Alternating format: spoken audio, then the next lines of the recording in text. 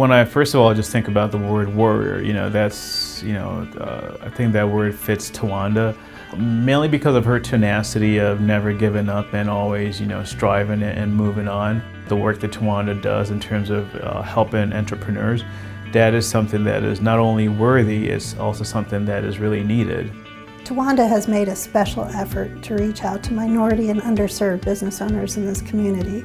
I've watched her help people start a food truck. I've watched her help people start a business in a facility. I've watched her walk with somebody through the whole process of becoming financially solvent and secure, and she is a resource for them to look to.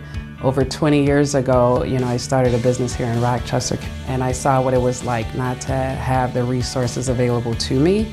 And I think after having my own personal experience and other people within the community started to notice that I kind of navigated this path of entrepreneurship, I somehow became a mentor to many.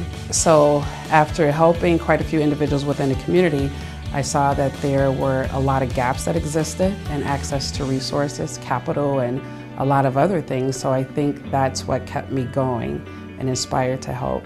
I've watched her work with several local organizations doing things from serving on boards to showing up. When I was at Ignite, Tawonda would come one day a month just to work with our minority entrepreneurs. And she just did a fabulous job of helping people who didn't have a business figure out their business plans, and the ones that did have a business, moving it to the next level. We want Rochester to be a great place for everyone to live and work. Economic opportunities is part of our strategic plan. And to be able to have economic opportunity for all, well, you need to have business ownership, you need to have home ownership, you need to have education, you need to obviously have public safety. And this plays a big role in that. We are seeing more and more people of color starting businesses, and I think that the more the organizations within our ecosystem continue to support each other, to support the minority community, we'll continue to see a rise in businesses.